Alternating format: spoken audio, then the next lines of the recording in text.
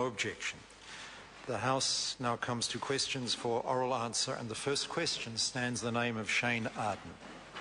Thank you, Mr. Speaker. My question is to the Minister of Finance. What reports has he received on the economy? The Honourable Bill English. Mr. Speaker, Statistics New Zealand today reported on the current account for the December quarter 2011. This shows New Zealand's position improved a little in line with market expectations. The current account deficit narrowed to 8.3 billion, or 4% of GDP in the year to December, from 4.3% in the year to September. Shane Ardern. What are his expectations for New Zealand's current account position over the next 4 years? The Honourable Bill English. Well, Mr. Speaker, in the budget policy statement, Treasury predicted the current account deficit would widen to more than 6% over the next few years. That would be driven by one of the main factors being a lift in imports due to the Canterbury rebuild and also an increase in business investment. Getting on top of the current account is a significant challenge. We're aided by the fact that there are record high volumes of dairy exports, so continued export performance will help. I'm a bit more optimistic than Treasury, as is the Reserve Bank, which is forecasting 5% rather than 6% current account. Shane Ardern. Supplementary question to the Minister of Finance. What measures is the government taking to rebalance the economy, reduce New Zealand's vulnerability to overseas debt and ensure we live within our means? The Honourable Bill English. Well, Mr. Speaker, this is a long-running issue in New Zealand and reflects some fundamental imbalances in our economy. In the past 3 years, the government has taken a number of steps, such as reforming the tax system, setting the government on a faster return to surplus of 2014-15, because that's one of the most important contributions a government can make to lifting national savings.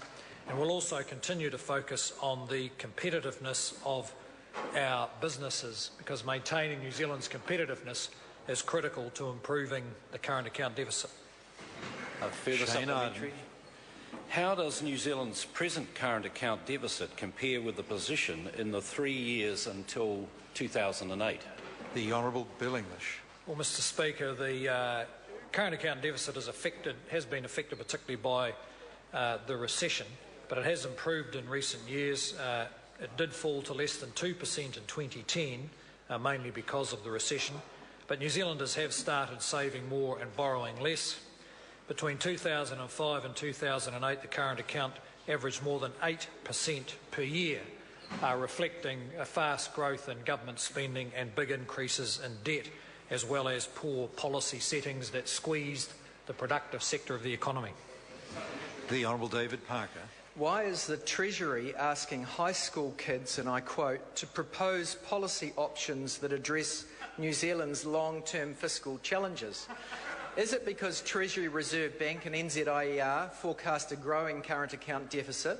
Or is it because Treasury calculates the country's international debt will grow by $50 billion over the next 4 years under his government's policies? Or is it because his government is so clearly out of the ideas needed to properly rebalance the economy? The Honourable Bill English. Well, Mr. Speaker, the member may be interested to know the reason they're doing that is because of a statutory requirement put in place by his government, which was that Treasury produce long-term fiscal estimates every 4 years. That is coming up in the next couple of years, and Treasury are taking a broad public education approach to compiling that report, which is required by law. Point of order. Point of order, the Honourable David Parker. I seek leave to table a statement from the Treasury saying that they're going to secondary schools to invite proposals for policy options to address... Is this a media statement? Yes, it's a statement from the Treasury, sir. It's not a political party one. No, it's just a media statement for the daily media. I don't think we need to table statements for the daily media. Question number 2, the Leader of the Opposition. Thank you, Mr. Speaker.